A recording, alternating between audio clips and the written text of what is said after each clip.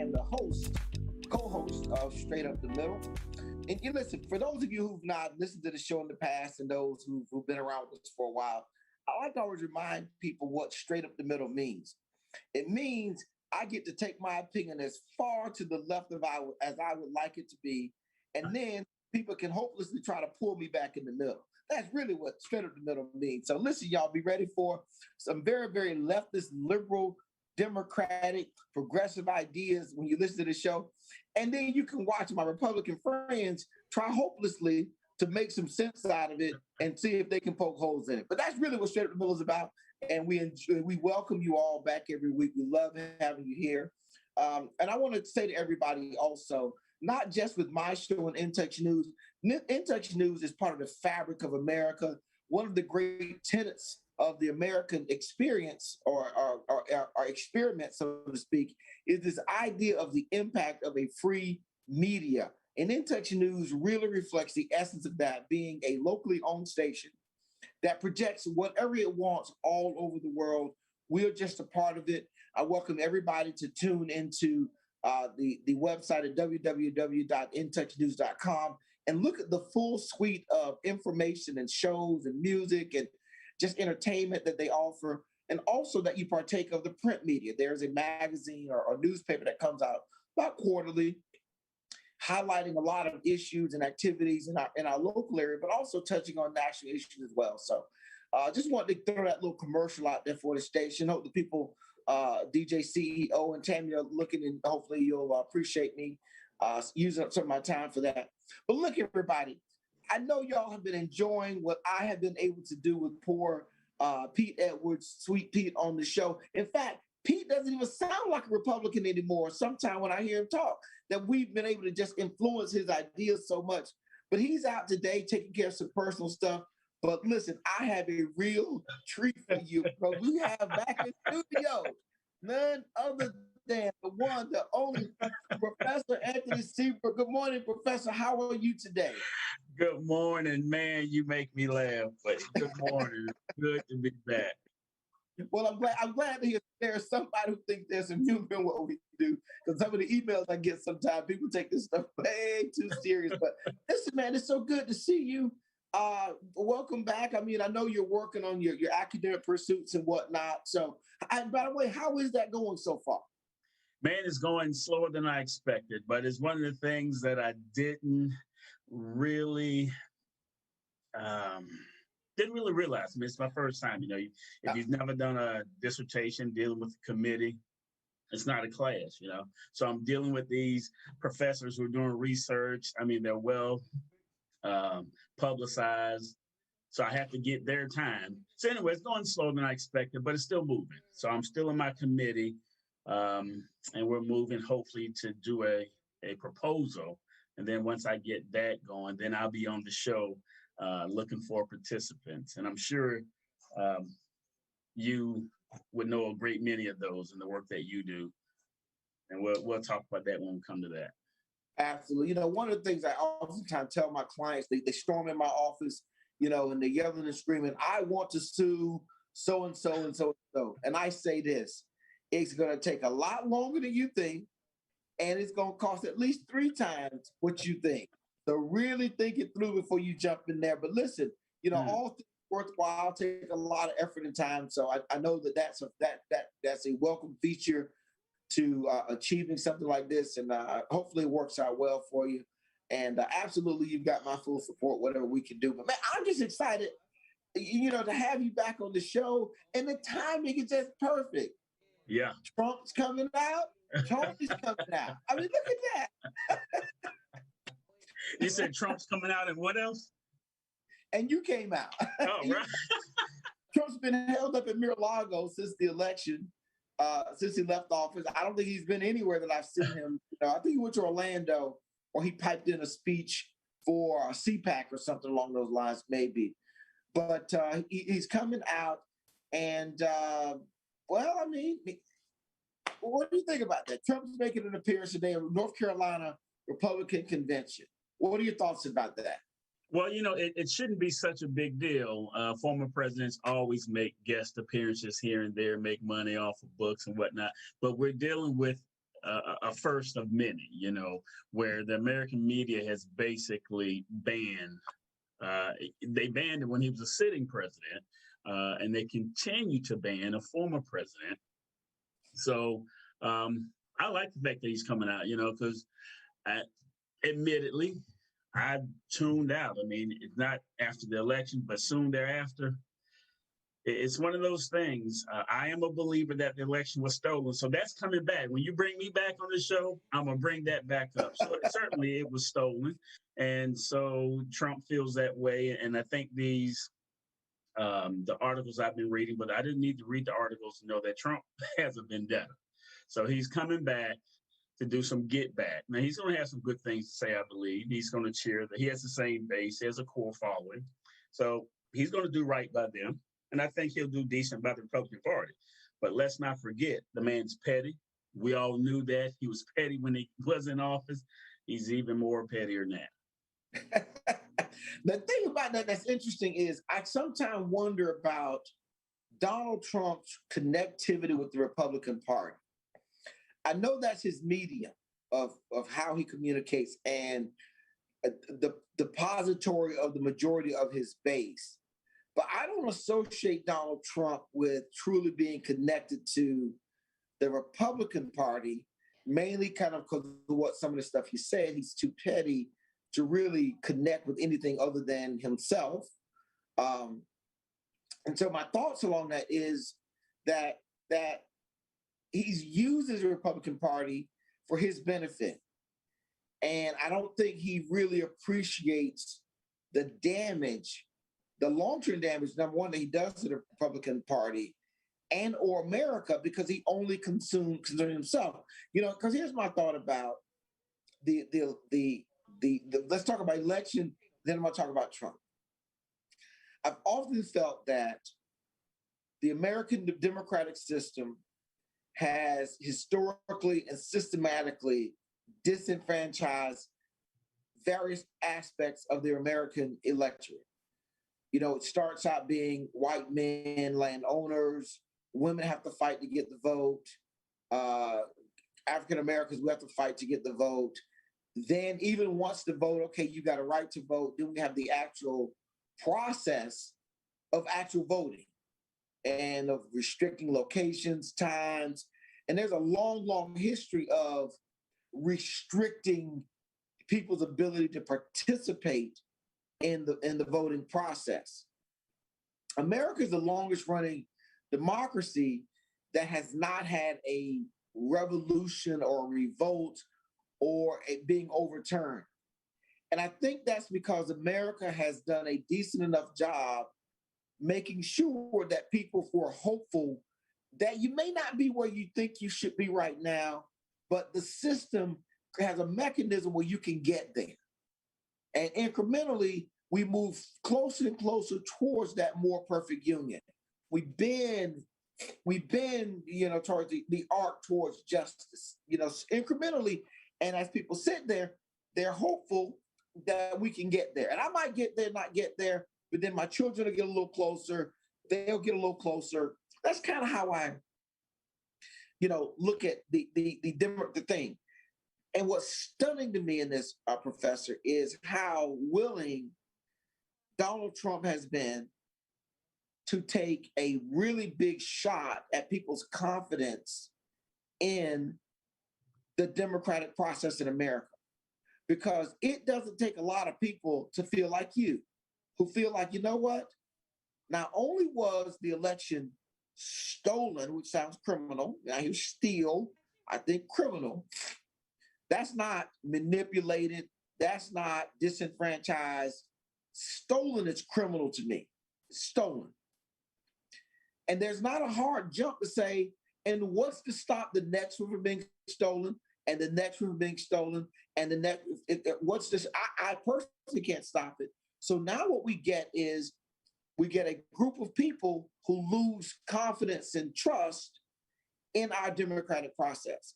And I think Donald Trump cares nothing about that except what it might gain him. And I'm going to finish with this thought.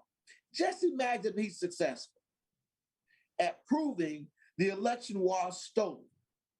And somehow we throw Joe Biden out and Donald Trump gets reinstated as president. I think there'd be a roar of people in his 74 million voters yelling, yay, we're right, we proved it. But once you finish, what will be left of our democratic system? I think we'll be in shambles. I just think that I don't know how you move from there to the next election. So for me, Donald Trump coming back out, the biggest thing I'm going to be looking to see is how many Republicans go along with Donald Trump. Now he goes on this new, and what he's doing really, he's got a series of rallies. I mean, they call them rallies, but this is not his rally. He's just speaking there. But they called it a Trump rally, and I was kind of a bit perplexed by that. That was Republican, not North Carolina Republican convention, but here we have Donald Trump, quote unquote, having a rally, not doing a speech. He's having a rally at the convention. My thoughts are, though, how do we get from here to back to some normal democratic process? How do we get there? If people believe it's stolen, it needs to be fixed. I don't know what the fix. Clearly, we hadn't seen what the fix is because I've not seen there's no evidence of the theft part. But where do we go from here, and what role does Donald Trump play in that? You know, I don't have an answer for how do we get from here, but you said a lot. But if the first part of what you said is true and people really feel that it was stolen, you're concerned about, okay, where it's going to leave pretty much our jurisprudence, our election system. And if it leaves it in shambles, then it leaves it in shambles. I don't understand how some people, this is why Congress, this is why politics has always had a bad reputation. They say they have a concern that the process is broken. The mantra that everybody runs on, I'm gonna reach across the aisle, the system is broken. I can't stand it. It actually makes me sick when I hear that. Because that's what every politician, left and right, says when they run. You know, I'm the one that's gonna fix it. Well, if it's continually broken, and everybody agrees, I don't think you'll find one person that says the system's not broken. So if it gets damaged, it has to be damaged to the point that then it's reinstated. Now, I'm not a historian, but I was reading a couple months ago, the North and the South with the Civil War. They didn't come to any agreement. I think the term used was détente. It was the North basically had the superior fighting machine, and that's pretty much how it ended. We don't have the same type of situation here, but there's been a civil war going on for the longest. The people on the right, I've been seeing different headlines, conservatives, there's concern from the Conservative Party that conservative leaders aren't conservative enough. That's been going on for the longest. The Democrats on the left have been going left, left, left, left. So there's a divide there. And there's a concern from people who think that America is not what we thought it was. The traditions, the normal traditions are gone. Liberals don't like when people lead with United States is the best country in the world. You know, they don't like that. Oh, they don't say that, you're being mean to some other person. The identity politics is just splintered. So I'm saying a whole lot, but to get back to what you're saying, I think it needs to be. I said it before I left the show. I could see the U.S. crumbling even more because there's just that faction in the government, in politics, that I don't know which way it's going. I don't know to who it benefits in the end, but I know America's not what I thought it was. I mean, the 2020 elections has really damaged my outlook on, and I'm one of the most conservative brothers, patriotic brothers you're going to find. And my confidence, me partaking in political things, yeah, it's really damaged that. The outlook on it is really like, I can do without it now. I see it's a big game. It's a big game of who's going to win. They wanted Donald Trump going so bad that they got this old guy in with all these votes that's a shell of himself. But because he's more affable than Donald Trump, And we need that guy. We don't need a guy like Donald Trump, who's just, according to Democrats and liberals, he's the worst ever. And we have to impeach him twice, even when he's not even in office. So that didn't answer your question, I know, but that's where I am, and that's why I left the Republican Party. I'm an independent, and I'm good with that. Let's shift over, and I'm going to come back to some. Well, let's go and talk about this. And then other issue is the other breaking news this week was, as Donald Trump was doing his Diana Ross invitation of he's coming out Mar-a-Lago. Facebook announced that his ban has now been set for 2 years. Right. I thought that they set the ban for 2 years because they deemed him to be dangerous. So going back to what you just said, but what you just said before I responded, Facebook, this couldn't have been a thing in the United States of America prior to a Donald Trump. Who would think that a company, multinational or not, a company doing business in the United States could ban a sitting president and then continue to ban him because they deem him to be a threat? When the man had the most votes of any sitting president, but Facebook somehow overrides that. That's not problematic to you? Well, I thought that would fit with your conservative principles of an enterprise acting however it would like to. Why should the government or anyone else tell a private business what and when and where and how they should behave and act? I mean, my first thought is, I've thrown a lot of people out of my office at where I work. Mm-hmm. You know why? Because it's my office. Get out. That's it. I mean, that's my first thought. He's not entitled to have a right to be on that platform. He can go on other platforms, and he is. He's on Newsmax. He's other places. Also, they get to make their own rules. These are our rules for our platform. You don't want to go by the rules. Hey, you don't get the benefit of being on the platform. And if they deem you to be a threat, not him. I mean, they banned a lot of people over the years. He's the highest profile. And of course, in their mind, they've associated his rhetoric with the insurrection on the Capitol. I know that Republicans are recasting that as a nice, it was just a loud, tour visit.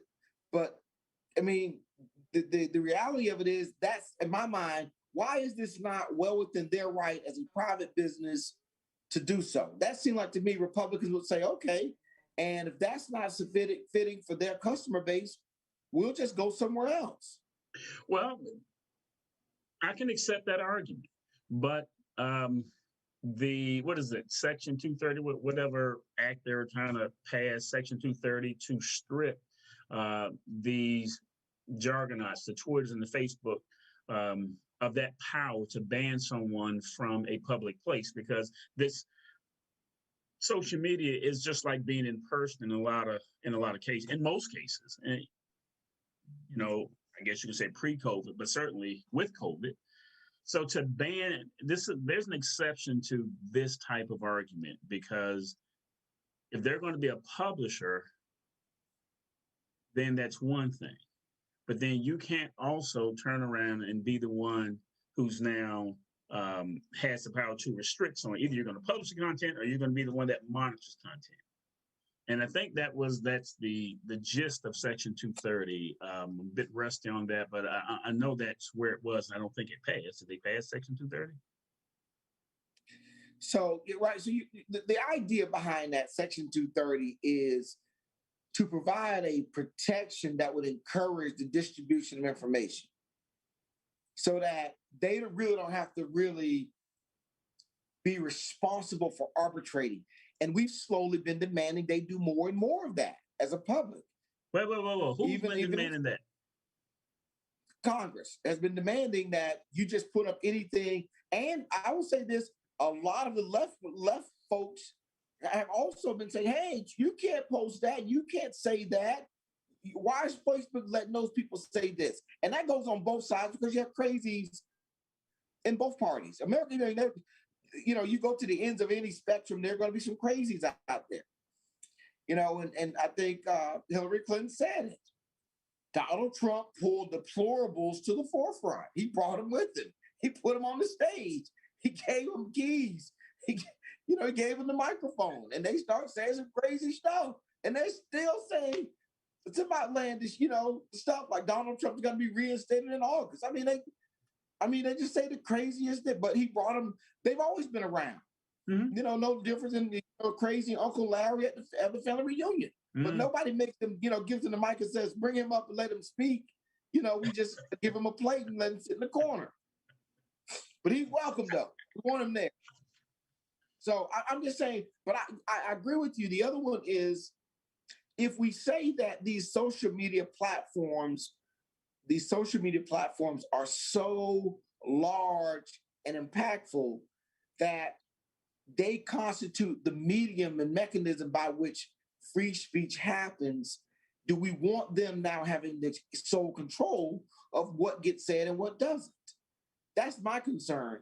And I don't know if I'm at the point where their platform is so large, but I would say they effectively shut him down, from the mainstream.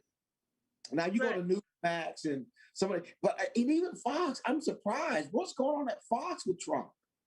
I haven't watched Fox. What is going on with Fox? There's nothing there. There's no Trump. I'll get him every night. There's no. Well, they had to fall in line. Their jobs are on the line. And this happened right after the election. So after Trump pretty much lost the public opinion battle and he was losing the support with the stolen election bid, they had to keep their jobs. They couldn't just go on the air. And Lou Dobbs being one, he's the example. Lou Dobbs, he'd been a staple. They got rid of Lou.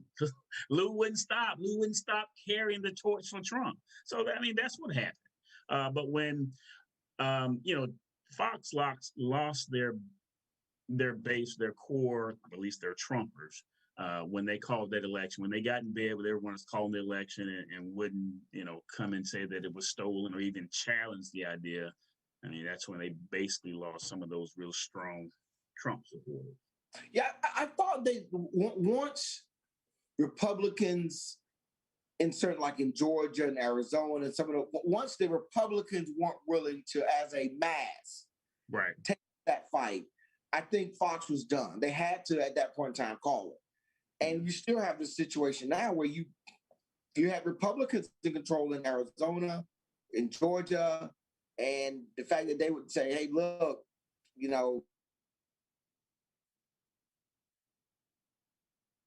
freezing up, at least on my end. Fox said, look, we didn't have to maintain our credibility as a news medium and continue this. So they did, but they're paying the price for that with their ratings. Sean Hannity dropped. Tucker Carlson is now taking over as the top show on cable, and he's taking a different tack. Sean Hannity's gone? No, well, he's not number one anymore. Okay, right. Okay. Tucker Carlson is, and Tucker Carlson's taken to a different tack, dealing more with just strictly immigration and race. If it's not those two things, he pretty much is not, going to say very much about it. Mm-hmm. But I thought that, and I was concerned about this for Fox from the get-go. I always thought they were too connected to Trump before, when he was in office, that if he leaves office, they're going to struggle to have to revamp and kind of constitute themselves. And it just seemed like to me that's been their struggle. But now Trump's emerging. And one of the things I would say, I'm going to be very interested to hear what he talks about today. My first thought is, does he do his usual shtick? I don't know. That's going to be, I think, probably the most dynamic piece of this is, does he talk in terms of helping the Republicans, or does he talk in terms of helping Trump? And my money's on Trump helping Trump because of his history. What are your thoughts about that? If by his stick you mean he's going to refer to himself in third person, Trump this and Trump that, and how great things were economy wise before the pandemic. Yeah, I think he's going to say some of that, and I think he's going to say enough um, to maintain some Republican support, so they don't try to stick him for anything else. I hear they're going after him, with the whole Capitol invasion attack thing. I think he will say to the Republican Party that they need to fight.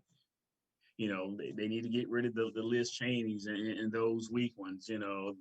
Murkowski's probably going to go after her, or Romney. Just at least throwing their names out there as people that shouldn't be in the party. But shouldn't they? But isn't Liz Cheney a good Republican? I think she has good points. Yeah. Yeah.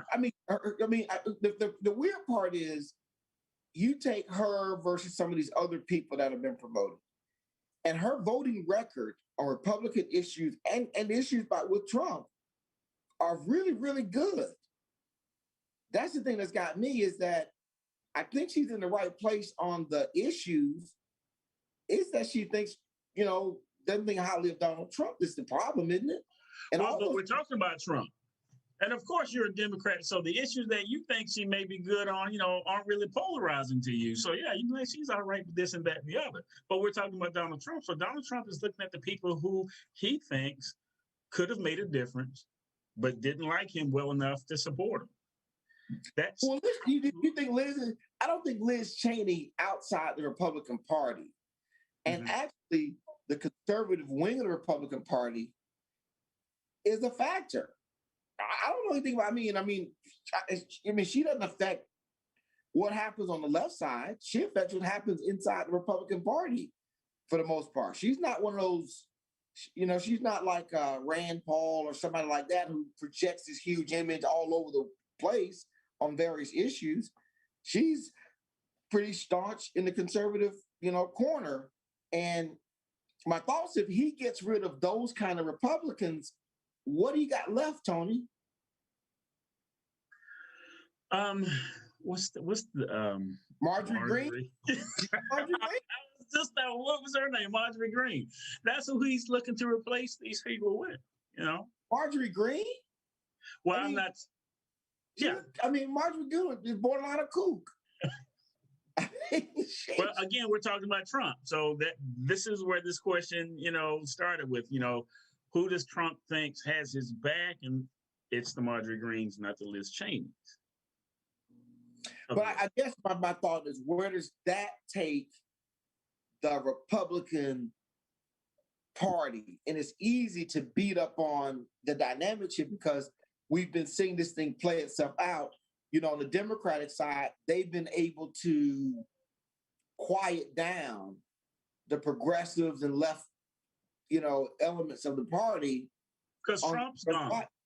They've been able to quiet. The reason, because Trump's gone. It was in a. Why. You know what it's called? It's called Biden leadership. But we'll come back to that. What leadership, Joe? Who are they scared of, exactly Joe? Exactly. That's what I'm trying to say, though. He's been able to quiet those voices by having a steady. Joe has no control. Maybe Nancy and Chuck. Joe has no control. Who believes that? Well, you know what?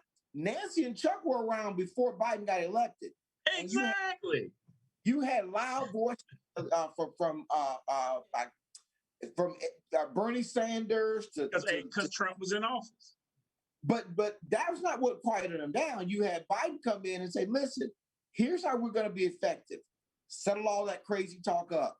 We're not going to talk about all that defund police and all that stuff. We'll leave that to the leftists, and then we're going to lead from the center."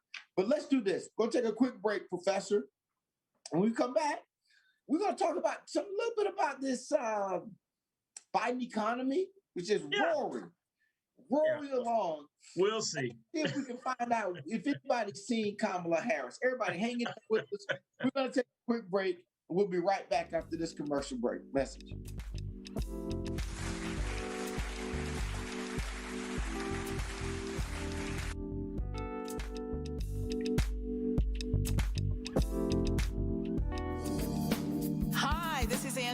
reports on what Tampa Bay politics. And not only can you catch us on InTouchNews.com every Wednesday at 11 a.m., we now have a website at TampaBayPoliticsPodcast.com. We are on Apple, Google, Spotify, and Stitcher, which you can log in at any time and listen to Tampa Bay Politics.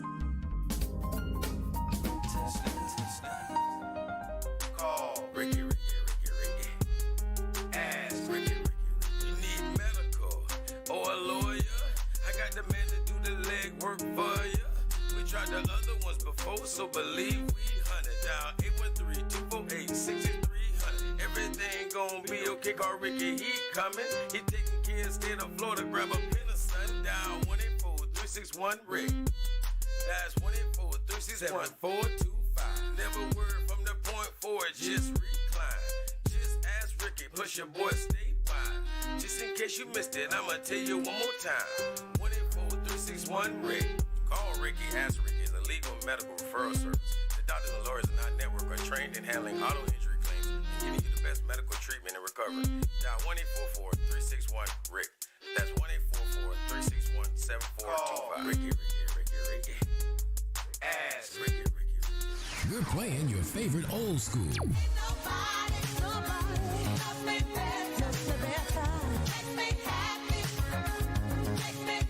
Today's R&B.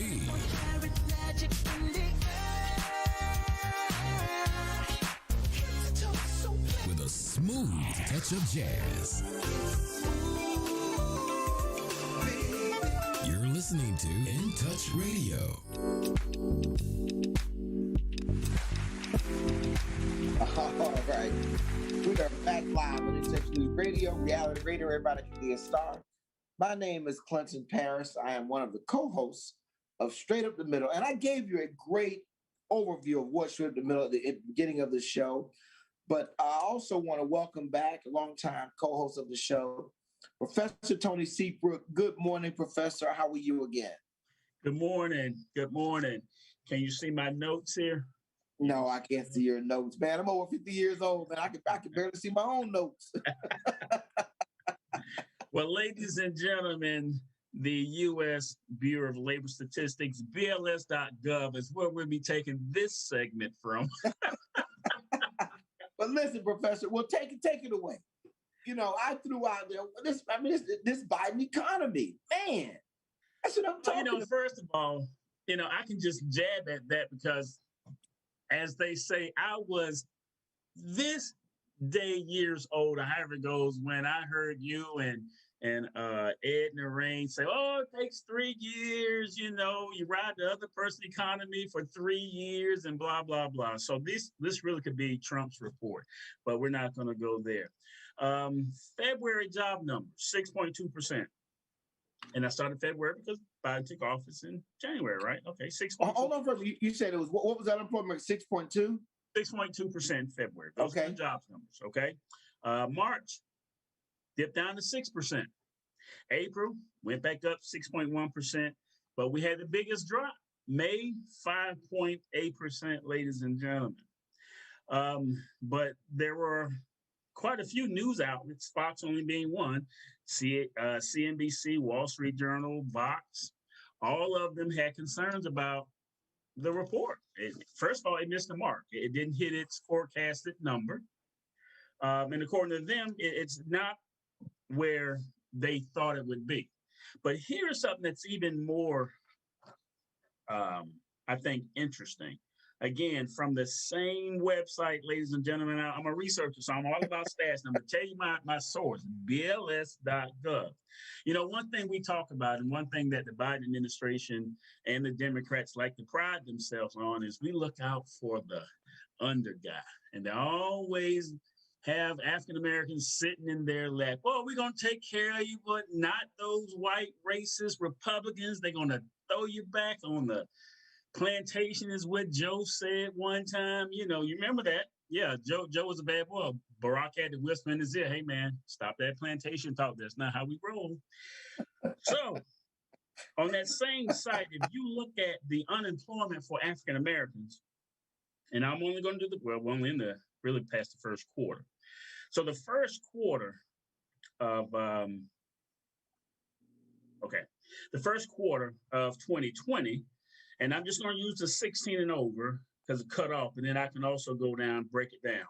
But it grasps everybody with the 16 and older. So the first quarter, those averages were something like, I'm trying to make sure this is right because I may be quoting this wrong. This is the overall adjusted. So if I look at white America give me a second, I'm trying to make sure I have the right block. The numbers that they show for seasonally adjusted for the first quarter, 16 years and over, is 3.6% unemployment, seasonally adjusted. Now we're talking for whites in the first quarter 2020, it's 3.6. For African Americans, that number was 6.6. So there's still a big difference. But if we look at the first quarter 2021 for Caucasians, it's 5.9% seasonally adjusted unemployment rate. But it's 10.0% for African Americans. I expect that number to be low because the Democrats roared in and they wanted to show how racist Donald Trump is, and how he's bad for African Americans, and how he didn't do this and he didn't do that, and that historic low unemployment number was somehow bogus or not what it should be stated as. But when I see that stat, and that's what I look for, because the numbers look pretty good, so I'm looking for something to ding him on. You know, if I look at the unemployment rate, it's 5.8%. No one can really argue with that because I am still of the mindset, I mean, people got jobs. I didn't look at the breakdown of where these jobs were. I think healthcare is always going to be the leading field, at least for the time that we can forecast for. But still, 5.8 is good. But when I break it down, and like we should, African Americans don't seem to be taking part in this great resurgence and this great economy. So I just need the Democrat to tell me why African Americans are back in that same slot, not benefiting like our counterparts. Well, first of all, I appreciate you attempting to set that trap, but as usual, leave the door open because it's not going to catch me. First of all, what you pointed out is something that is historical in America. There's a disparity always. Whenever there are bad times in America, the African American community has always suffered more. When good times roll, we get the least benefit. That's standard. And I don't know that the Democrats have any higher standing on that issue over the Republicans. The chance of better is always better with the Democrats because the Republicans are indifferent to the suffering and the plight of African Americans. That's the mindset that they got. They say, well, we don't see race, and it's kind of like, somebody who says, well, I don't see gender. Well, if you don't see gender, you're blind, which also is a problem. But those numbers before the pandemic was double. After the pandemic, there's a double in the difference between Black and other groups. So from that perspective, I think you're dead on. We will be the last ones to benefit, which is customarily the way that it rolls. Now, let me say this about something. I don't have this pie in the sky view that the Democratic Party wants to resolve all issues that affect race and disparities in the African American community. I don't see that. What I know is this: the Democratic Party sees its power base as being strong by including African Americans in that base. Now, I think within that space, the African Americans in the Democratic Party have to hold people more accountable. When they're passing and then the things that they're being done in America, they've got to be the ones that say, hey, listen, wait a minute. You need to make sure African Americans are getting an opportunity to participate just as equally as other groups and the benefits. Now, I do still believe that we're still suffering from the effects of the pandemic, And it's going to take a long time to crawl and fight our way out of this. But boy, Joe Biden has been such steady leadership through this, rational, reasonable leadership that, that has not made anybody worried or flustered or panicky. He's done a really good job in that regard, and not saying anything crazy. And he's not picking and choosing winners on the White House lawn by bringing various businesses out there to, promote them like Donald Trump did. So your point is well taken. I would say this though, you hit it there on the point. You said the 5.8 number. It is a solid number. Now listen, how we calculate unemployment, it's so convoluted. It's hard for somebody who is struggling financially to say, oh, it's 5.8. I must be doing better now. Well, that's an individual, analysis that people are having to do. And some of the people that are hurting the worst right now are those people dependent on those $300 payments from unemployment benefits. And Republican governors have decided you're going to take that away in an effort to force people into jobs, one, that they may not want to take. That's the effort. Or two, to force them to take less pay than the people would otherwise want to take. Wait. If you don't have a job, how can I be taking less than I want to take? If I don't have a job, that's the first issue I have with that. And so do we want just continued welfare? I mean, how much longer can we just pay these people this extra $300? Because we know from how welfare started, that's not the recipe to bolster someone's backbone to get back into the workplace. Because guess what? I can get this $300. I could just say I just can't find work and just get this extra $300. Because we know, unfortunately, in our culture, there are going to be people that take advantage of this COVID situation until the cows come home. After COVID's gone and herd immunity is over twice, there's still people that's going to try to get a check for COVID. We can already say that because that's how we roll. So one of the ways that you stop that is, okay, hey, look, we're at a point, looking at the jobs reports, 5.8, I mean, they're hiring. You don't have to keep the same job if it's not what you want, but you need a job. People need to go to work. They need to feel that they're not getting a handout. And some people don't want the handout. Here's where I think they're missing the mark. And I was listening to a report yesterday on CNN about people reconsidering their quality of life. I got a lot of feeling there are a lot of people who are not going to go back to work. A lot. And they're expecting at least 25% of the women that were displaced will not go back into the workplace because they're taking care of kids. They've reconnected with a normal routine family life where mom is home, more so and available to coordinate, some of the activities within the home more so. I think they're dads who realize, you know what, working that second job just so we can have more of X, we're okay without that. And I thought the federal government gave the states the option of extending benefits to September. That's when they're supposed to expire. I may have to go back and double check. So these benefits of $300, not infinite. They're to go through September. Guess why, Tony? To make sure they covered during the summer when kids were out of school. That was really one of the dynamics. So, okay, fine, we get it. That's a tough time for childcare as it is. Employment drops for certain segments of the community during the summer.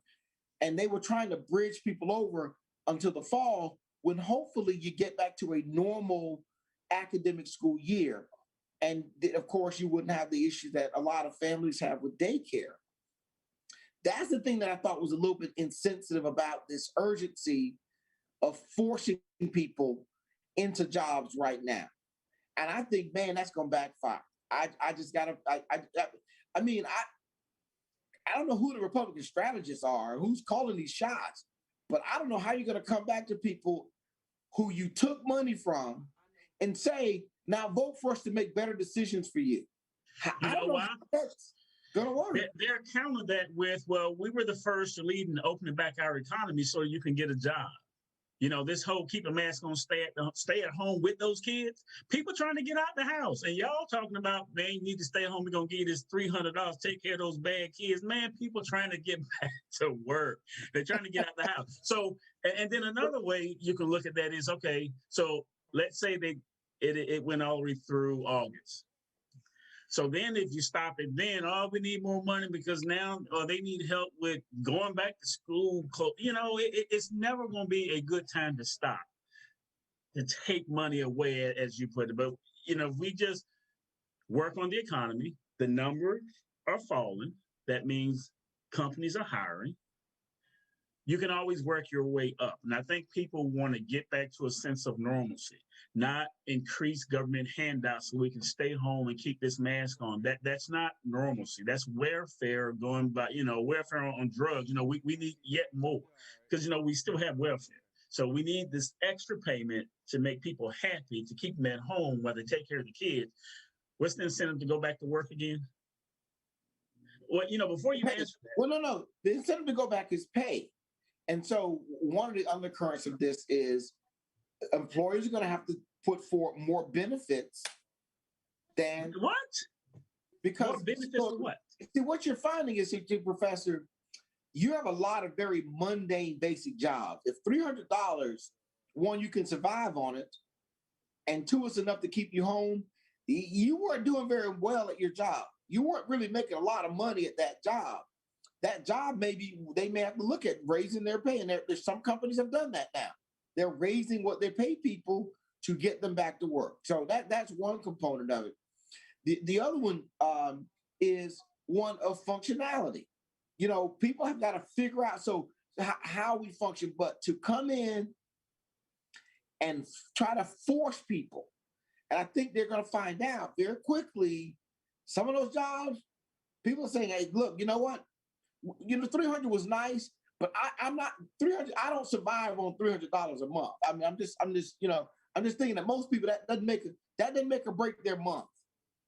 So you're not going to find people, I think, because they don't get $300 in a month, jump up and run out and take some of the en masse. You're going to have some, but I get that. And I just looked. It always happens, Professor. The time flies when we're on the phone talking. Very quickly, I would be remiss if I didn't give you a chance to talk a little bit about what's going on with Kamala Harris. Yeah. I know there's always a struggle with a president that you don't want the vice president to upstage you. And I know that Biden has a little, he needs to watch. He had to kind of get a people's eye on Kamala. After what happened during the election, she made it clear, she can get her claws out. She'll come after you.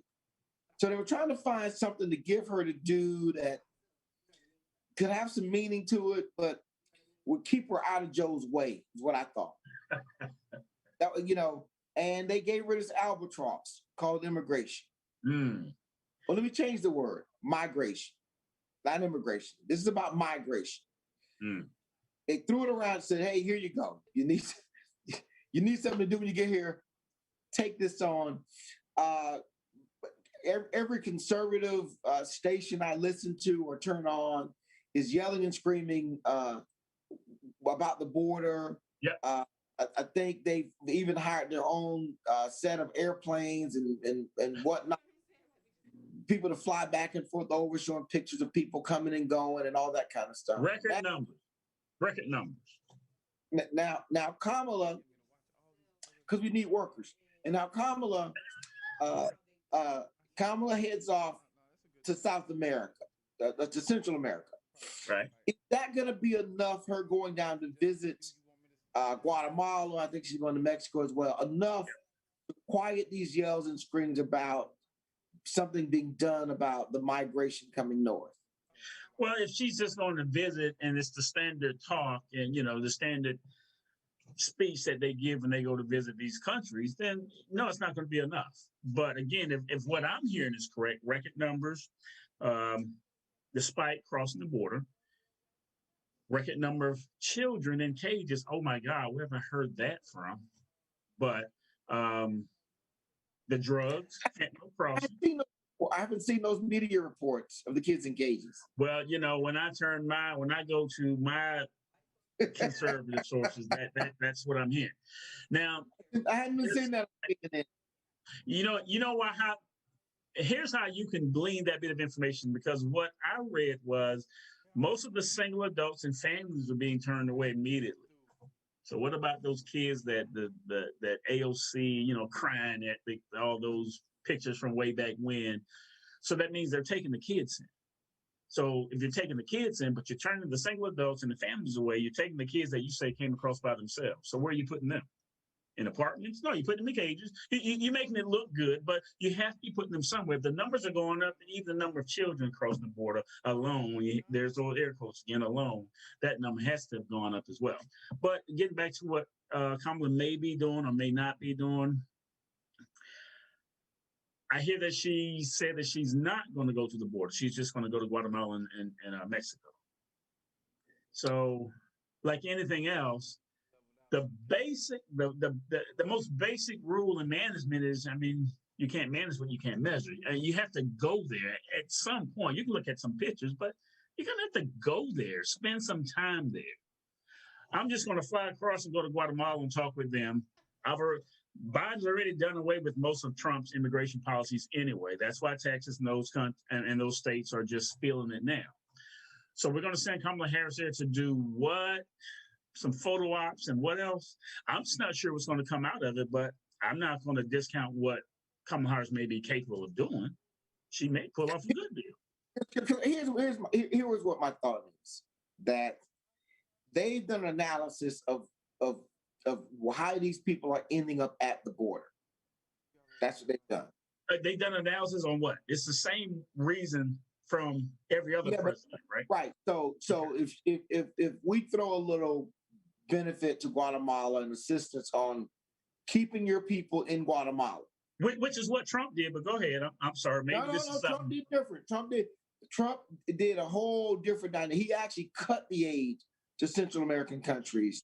He cut it if they didn't if they didn't deal with their people leaving. I'm not going to send you money and they're not even there. Well, what happened? Here's how he stopped the people. He basically forced Mexico to militarize its side of the border. No, that's leadership, isn't it? That's leadership, isn't it? No, results is not leadership. Results are results. That's not leadership. The whole different thing. Oh my goodness. But here's the problem he created. It didn't actually address the migration issue. It just stopped them at the border of Mexico. People are still trying to get out. And so what Kamala's trying to do is, let's try to keep people in the country you're in, and let's try to deal with the issues in your country that will make it such that you don't want to leave. Here's something that happened, Tony, and I'm going to leave this where it is. One of the greatest travesties of the South, South Carolina, North Carolina, Alabama.